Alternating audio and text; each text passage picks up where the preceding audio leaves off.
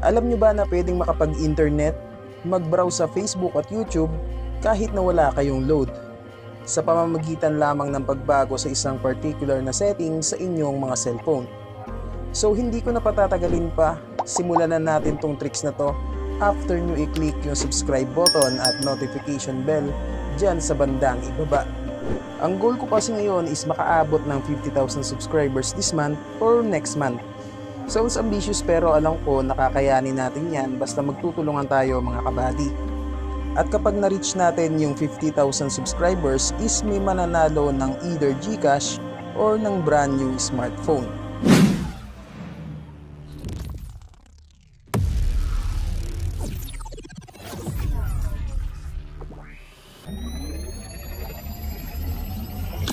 Howdy mga kabady, welcome to my channel Tricks Buddy PH here. Anyway, bago tayo mag-proceed sa tricks na ituturo ko sa inyo, papakita ko lang saglit sa inyo na walang load itong SIM na gagamitin ko. So first, open natin tong data natin guys. And then, check natin dito sa YouTube kung magpe-play ba yung mga video dito.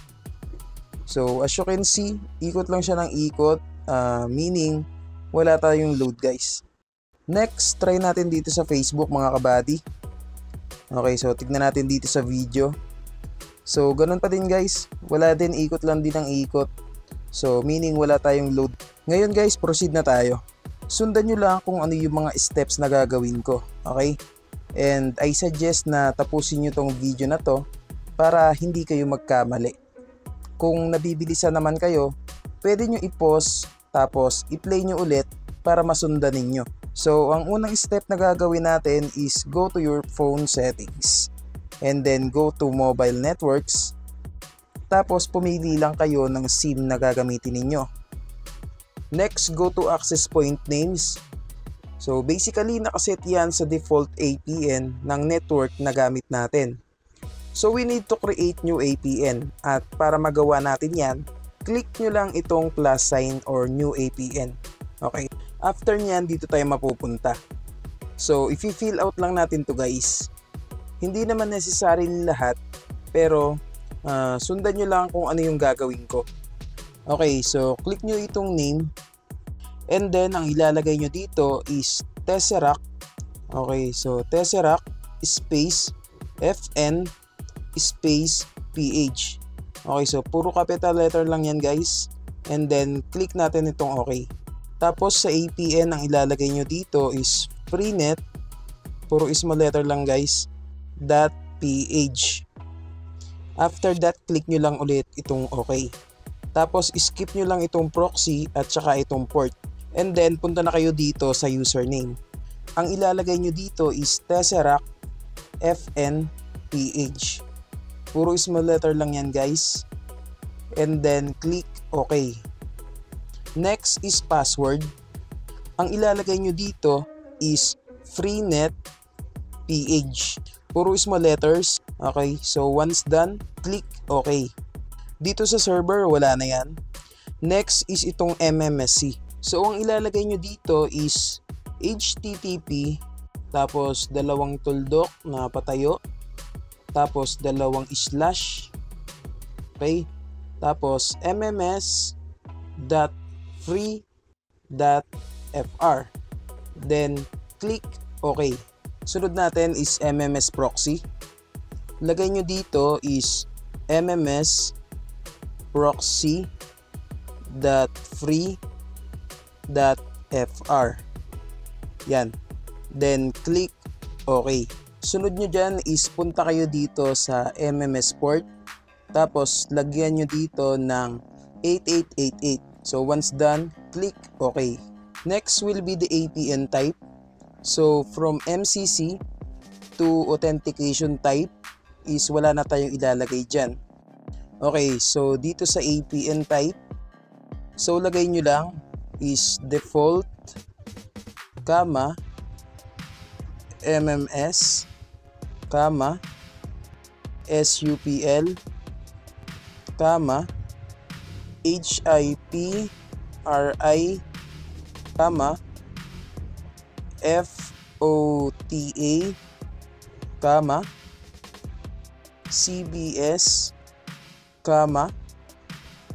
MCX, XCAP. Okay, so ulitin ko lang ha. Dito sa APN mga kabady, ang ilalagay natin dito is default, MMS, SUPL, HRPRI, FOTA, CBS, MCX, XCAP. Pag na-type na natin yan, click nyo lang itong OK. Sa APN protocol at APN roaming protocol, wala na tayong gagalawin dyan. Then dito sa bearer is unspecified lang. Pwede ka naman mag LTE, kaso baka hindi pa coverage ng LTE sa area ninyo. So much better select unspecified na lang mga kabady. So after nyan, pwede na natin iselect itong OK. The last thing we need to do is isave lang natin itong APN na ginawa natin. And then iselect lang natin itong APN na ginawa natin. Itong Tesseract FN PH. So click lang natin to. Dapat may naka-check dito sa tabi ng APN na ginawa natin para yun na mismo yung mag-run as default APN. After that, pwede na natin i-check.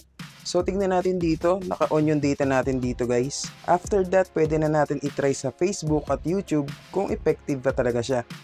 Okay, so try na natin sa Facebook guys. Okay, so ngayon is try natin dito sa video. Okay, so refresh lang natin to guys. Tignan natin kung magpe-play ba yung mga video dito. As you can see, playing naman yung mga video dito. Meaning, effective talaga yung ginawa natin na tricks. So, kayo na humusga mga kabady. Ngayon, try naman natin sa YouTube guys.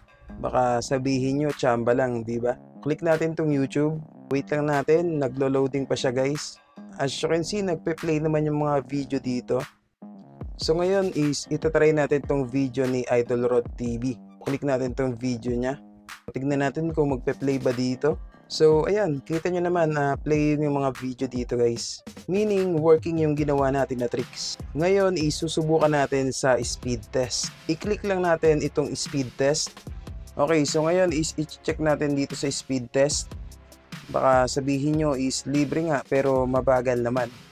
Click natin itong go and hintayin natin kung ano yung magiging resulta dito. Basically, 200 plus lang yan but this time is pumalo siya ng 300 plus. Almost 400 pa nga siya ngayon. So, napakabilis na yan guys. Well, kayo na yung humusga mga kabady. So, comment below na lang guys kung pares ba tayo ng nakuwang results. So, balikan nyo itong video na to kung nasubukan nyo na itong tricks na to. At kung ano yung nakuha nyo na results dito sa APN tricks na ginawa natin ngayon. Pwede nyo nang itry ito. Wala namang masama subukan, di ba? Malay nyo is working din pala sa area ninyo. Kung gumana sa inyo itong tricks na to, paki-like at i-share nyo naman tong video na to para mas marami pa tayong matulungan. Kung hindi man gumana sa inyo, pwede nyo i-dislike, mag-comment kayo. So open naman tayo sa lahat ng opinion nyo mga kabady. Siya nga pala guys, disclaimer lang ha, pwedeng gumana ito at pwede rin hindi gumana sa inyo itong tricks na ito. Depende kung compatible ba sa area ninyo, sa network ninyo, or sa phone mismo ninyo.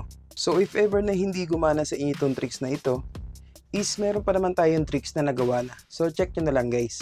And also abang-abang lang dahil marami pa tayong APN tricks na gagawin.